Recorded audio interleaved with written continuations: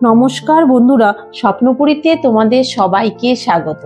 এর আগে তোমাদের আমি দেখিয়েছি আমার ছাদ বাগানে বিভিন্ন ফুল ও ফলের গাছ। আজ দেখাবো আমার বাড়িতে দেওয়ালের পাশে যে জায়গাটা আছে সেখানে আমি কিভাবে গাছ লাগিয়েছি। সবার প্রথমেই দেখাচ্ছি এই অ্যালামুন্ডা গাছটা। এই অ্যালামুন্ডা গাছটার বয়স মোটামুটি 2 বছর হবে। গাছে প্রচুর পরিমাণে ফুল ফুটে আছে, আর এর একটা বিশেষত্ব আছে, এই গাছের ফুল সহজে নষ্ট হয় না। 4-5 দিন গাছের মধ্যে ফুটেই থাকে, একটু নষ্ট হয় না। এই গাছটা আমি প্রত্যেকবার কাটিং করে দিতে দিতে আজ এত বড় হয়েছে। দেখো ওপরের জানলাটা আমি মিস্ত্রি দিয়ে দিয়েছে। এর আগে তোমাদের দেখিয়েছিলাম যে আমি গাছটা কাটিং করেছিলাম এবং এটা জানলাটা বানিয়েছিলাম। এবার দেখো গাছটা কাটিং করে দেওয়ার পর অনেকটাই বড় হয়েছে, আর যাতে ঝুলে না যায় সেজন্যই এটা দেওয়া। যেহেতু ঝড় বৃষ্টির সময় গাছটা ঝুলে যায় বা পড়ে যেতে থাকে, সেজন্য দেখো গাছটিরটা অনেকটাই বড়, আর এর শেকড়টা দেখলে বুঝতে পারবে যে এটা অনুমানিক কত বছর। দেখো কত মোটা, বললাম না 2 বছর থেকে আমি এই গাছটা লাগিয়েছি। আর দেখো প্রত্যেকবার কাটিং করে দিতে দিতে গাছটা এই অবস্থা হয়েছে, আর অনেকটাই বড় হয়ে গেছে। আমার একটা স্বভাব, যেখানে জায়গা থাকে সেখানেই গাছ লাগাবো। এই যে দেখো না, এখানে একটা নেট দিয়ে দিয়েছি যাতে ছাগলের এসে ভেতরে গাছ না খেয়ে যায়। সেজন্য এই নেটের মধ্যেই লাগিয়ে দিয়েছি তরুলতা। তরুলতাটা কি সুন্দর ফুটে আছে, দুটো কালারের তরুলতা, সাদা আর লাল তরুলতা। তরুলতাগুলো লতানো গাছ যেহেতু নেটের মধ্যে খুব সুন্দর হয়েছে। শুধু তাই নয়, পাশে লাগিয়ে দিয়েছি অপরাজিতা গাছ। অপরাজিতা আছে দুটো কালার, এটা সাদা আর নীল অপরাজিতা। যেহেতু এগুলো লতানো গাছ খুব সুন্দর হয়ে ফুটে আছে। এই অপরাজিতাটা সিঙ্গেল প্যাটার্ন, ইচ্ছে আছে ডবল প্যাটার্নেরও লাগানো। এগুলো লাগালে নেটটা পুরো ফুলের গাছ দিয়ে ফুল সুন্দর ফুটে থাকবে, একদম নেটে বোঝাই যাবে না। সেজন্য লাগিয়ে দিয়েছি। ছোট ছোট জায়গা থেকেও আমি নষ্ট করতে যাচ্ছি না, যেখানেই জায়গা সেখানেই গাছ। শুধু তাই নয়, সাথে লাগিয়ে দিয়েছি পাশেই বেলি ফুলের গাছ। এই বেলি ফুলেরটা একটা টবের মধ্যে লাগানো ছিল ছাদে। টবে লাগানোর পর গাছটা নষ্ট হয়ে যাচ্ছিল, সেজন্য মাটিতে আমি রিপোর্ট করে দিয়েছি। সকালে যখন আমি ভিডিও করছি, কি সুন্দর গন্ধ বেড়েছে বেলি ফুলটা, বলার মতো না। খুব সুন্দর গন্ধটা নাকের মধ্যে লাগছিল বেলি ফুলের। এখন দেখো শিউলি ফুলের গাছটা। এর আগে যত ভিডিও দেখিয়েছি শিউলি ফুলের গাছটা আমি দেখাইনি, তাই আজকে মনে হলো যে শিউলি ফুলটাও গাছটা দেখিয়ে নি। এটার গাছটার বয়স যতদিন থেকে বাড়ি করেছি 4-5 বছর, ততদিন থেকে এই শিউলি ফুলের গাছটা আমি এক পাশের বাড়ির কাকিমার থেকে একটা ছোট চারা এনে লাগিয়ে দিয়েছিলাম। আর গাছটা দেখো অনেকটাই ঝোপালো গাছ। আমি কি করি, প্রত্যেকটা ডগা যখন হাত দিয়ে কেটে কেটে পিঞ্চিং করে দিচ্ছি, যাতে একটা ডগা কাটার পর পাশ থেকে আরো 2টো ডগা ছড়িয়েছে। এর জন্য গাছটা অনেকটাই বড় হচ্ছে, লম্বা হচ্ছে না, আর ছোটই থেকে আর ঝাপালো হয়ে যাচ্ছে, যাতে ফুল পাড়তেও সুবিধা হয় আর ফুল নিতেও সুবিধে হয়। অনেক সময় বড় গাছ হয়ে যায়, আর এই শিউলি ফুলের গাছের মধ্যে যদি সুয়ো পোকা একবার লাগে তাহলে গাছটা নষ্ট হয়ে যায়। সেজন্যই আমি যাতে না লাগে, সেজন্য ছোট গাছ গাছটার মোটা দেখো কত লম্বা কম, কিন্তু ভীষণ ঝাপালো, আর এটা 12 মাস ফুল ফোটে। শিউলির পাশেই লাগিয়ে দিয়েছি স্থলপদ্মের গাছ। এই গাছটা যখন লাগাই একটা ডাল কেটে এনে লাগিয়েছিলাম, দেখো এখন কত বড় হয়ে গেছে, আরো ফুলও ফুটছে। এও বয়স মোটামুটি 4-5 বছর পদ্ম ফুলের গাছটা। ইচ্ছে আছে এটা স্থলপদ্ম সাদা কালারের লাগানোর, কিন্তু জায়গার অভাবে লাগাতে পারছি না। সাথে তোমাদের দেখাচ্ছি যে এত বড় গাছ, হয়তো ভিডিওটা ভালো করে করতে পারছি না আর দেখাতে পারছি না। ফুল ফুটে আছে, সাথে ফুলের অনেক কড়িও দেখা যাচ্ছে। পদ্ম গাছের একটাই প্রবলেম হয়, সাদা সাদা একটা সাদা মাছির মতো একটা পোকা হয়। এই পোকাটাই গাছটাকে নষ্ট করে দেয়। অনেক সময় কীটনাশক স্প্রে করে এটাকে দমন করে রাখি, কিন্তু যখন ফুল ফুটে তারপরে ফুলের ফোটা শেষ হয়ে গেলে সিজনে আমি গাছটা কাটিং করে দিই। প্রত্যেকটা গাছের মতো তার সাথে দেখিয়ে দিই জবা ফুলের গাছগুলো।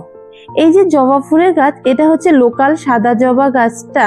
এই গাছটাও কাটিং করে দিয়েছিলাম ঠান্ডার পরপরই, কেননা এটা ফুল এখন কম ফুটছে, কিন্তু ফুলের কড়ি দেখা যাচ্ছে, বোঝা যাচ্ছে সামনেই প্রচুর ফুল ফুটবে। আমি প্রত্যেকটা গাছে ভালো করে পিঞ্চিং করে দিই। যখন আমি কাটিং করি, কাটিং করার পর যে ডগাটা বেরোয় সেটাকে আমি হাত দিয়ে পিঞ্চিং করে দিই, যাতে গাছের গোড়া মোটা থাকে এবং সাথে সাথে গাছটা অনেকটাই বড় হয় আর প্রচুর পরিমাণে ফুল ফোটে। সাদার পাশাপাশি আছে গেরুয়া কালারের জবা। এই গেরুয়া জবাটা দেখো আমি পিঞ্চিং করে দেওয়ার পর একটা ডালের থেকে কতগুলো আবার খুশি হয়েছে। এইভাবেই প্রত্যেকটা ডাল যদি আমরা পিঞ্চিং করে দিই, তাহলে একটার থেকে আরেকটা হয়ে অনেক ডাল ছড়িয়ে যাবে আর অল্প ছোট গাছেই প্রচুর পরিমাণে ফুল পাওয়া যাবে। দেখো এই যে এই ডালটা, এটাকে আমি এই উপরেরটা পিঞ্চিং করে দিলাম। এভাবেই যখনই প্রত্যেকটা গাছের ডগা কাটিং করার পর বড় হবে, সাথে সাথে একটা একটা করে পিঞ্চিং করে দিতে হবে। আর সাথে গাছটা যাতে ঠিকঠাক থাকে সেজন্য সকালের দিকে জল গোড়ায় আর উপরের দিকে মানে বিকেলের দিকে স্নান করিয়ে দিতে হবে। যেহেতু যেহেতু গরম পড়েছে, প্রত্যেক দুবার করে ভালো মতো জল দিলে আর পুরো গাছটা ভিজিয়ে স্নান করিয়ে দিলে, তাহলে গাছের পাতাগুলো তরতাজা হবে আর একদম ফ্রেশ লাগবে গাছটা। দেখো আমার প্রত্যেকটা জবা গাছে ভালো করে খেয়াল করে দেখো, পাতাগুলো একদম সবুজ রঙের। কিছু কিছু পাতা এটা ডরমেন্সি সিজনে ঝরে যায়, সেটা আলাদা, কিন্তু গাছগুলো ঠিকঠাক। এই যে এটা একটা জবা গাছ, এটাও একটা পঞ্চজবা, এটা হচ্ছে গোলাপি কালারের জবা। প্রত্যেকটা গাছেই আমার 2 থেকে 3 বছরের ওপরে বয়স, কেননা আমি গাছগুলো লাগিয়ে দিয়েছিলাম অনেকদিন আগেই, সেগুলো কাটিং করে করে আর প্রচুর পরিমাণে ফুল পায়। প্রত্যেক বছরে ফুলের পরই আমি গাছের ফুলের কড়ি এসছে বা গাছে নষ্ট হয়ে যাবে সেই মায়াটা করি না। তার জন্য প্রত্যেক পরপরে আমি ফুলের পরে গাছগুলো কাটিং করে দিই। সাথে গাছগুলো যখন দেখছি বড় হয়ে যাচ্ছে, সাথে পিঞ্চিংও করে দিই। আর এই যেহেতু গরম পড়েছে, সেজন্য দুবারই গাছে জল দিই, সেজন্য গাছের প্রত্যেকটা পাতা একদম চকচকে করছে। তোমরা এইভাবেই সবার গাছের যত্ন নিতে পারো। আমার বাগানে খেয়াল করলে দেখতে পাবে জবা গাছই বেশি, সব গাছের থেকে জবা গাছটা বেশি আমি লাগিয়েছিলাম। এটা দেখো, এটা হচ্ছে একটা কালিজ। এই জবাটার পাপড়িটা লাল জবার এক কালারই হয়, কিন্তু লাল জবার থেকে, লোকাল জবার থেকে এর পাপড়িটা মোটা হয় আর ভেলভেট কালারের হয়। সকালবেলা যেহেতু ভিডিওটা করছি, সেজন্য ফুলের কড়িগুলো আছে সম্পূর্ণরূপে ফুলগুলো ফোটেনি। এই যে এটা একটা জবা, অনেকটাই বড় গাছ, কাটিং করে দেওয়া, 4-5টা ঝাপালো হয়েছে আর প্রচুর কড়িও দেখা যাচ্ছে গাছের মধ্যে। শুধু তাই নয়, তার সাথে আরেকটা জবা আছে, সেই জবাটা হচ্ছে গেরুয়া কালারের পঞ্চমুখী জবা। এর আগে আমি তোমাদের দেখাইনি এই জবাটা। এটা অনেকটাই বড় গাছ। এই গাছে ফার্স্ট টাইম ফুল ফুটছিল। এর আগে অল্প অল্প 1-2টো ফুল ফুটেছিল, কিন্তু নষ্ট হয়ে গেছিল। এবার ফুল ফুটেছে। দেখো গেরুয়া কালারের ফুলগুলো এখনো ফুলের কড়ি দেখা যাচ্ছে। ফুলটা আজকে ফুটবে না, কালকে হয়তো ফুটেছিল, সেজন্য ফুলটা বোঝা যাচ্ছে না। এটাও প্রচুর পরিমাণে ফুল হয় এই গাছে। প্রত্যেকটা জবা গাছ, কিছু কিছু গাছ কিনে এনেছি, কিছু কিছু গাছ আবার ডাল কেটে লাগিয়েছিলাম। আমার এরকম 2টো গাছ ছিল, নষ্ট হয়ে গেছিল, ওদের ডাল আবার লাগিয়েছি। দেখো এই গাছটা অনেক পুরনো। আমার হাজবেন্ড কিনে এনেছিল, তখন আমি নাম জিজ্ঞেস করেছিলাম, কিন্তু সে বলছে কিন্তু ফুলটা ভালো, ভুলে গেছি নামটা, কিন্তু ফুলটা সুন্দর লেগেছিল তাই এনেছিল গাছটা, আর আমিও গাছটা লাগিয়েছি। মাটির যেসব গাছগুলো আছে সেগুলোর জন্য বেশি খাবারের বা কীটনাশকের প্রয়োজন পড়ে না। শুধু কিছু কিছু ক্ষেত্রে, যেমন যখন গরমের সিজনে দুবার জল আর মাঝে সাঝে একটু গোবর সার নয়তো সবজি পচার যে জলটা আছে সেটা অনুখাদ্য হিসাবে মাসে একবার করে দিলেই ঠিক হয় গাছে, যেহেতু মাটির গাছে অত দরকার পড়ে না। এই যে আমার একটা জবা, এটা হচ্ছে একটা ব্যাঙ্গালোর ভ্যারাইটি জবা ফুলের গাছ।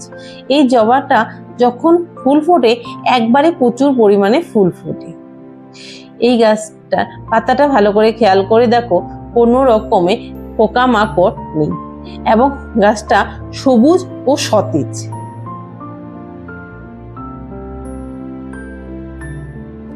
গাছগুলোর মধ্যে এভাবে যে ফুল ফুটে থাকলে তখন মনটা অটোমেটিকই ভালো হয়ে যায়।